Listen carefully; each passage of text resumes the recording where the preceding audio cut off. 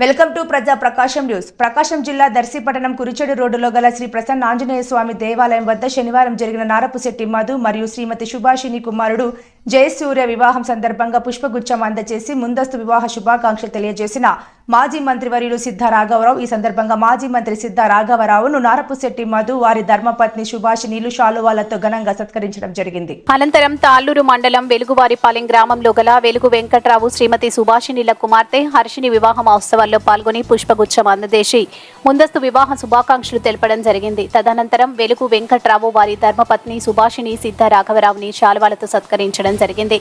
ఈ కార్యక్రమంలో స్థానిక నాయకులు, సిద్ధ అభిమానులు తదితరులు పాల్గొన్నారు.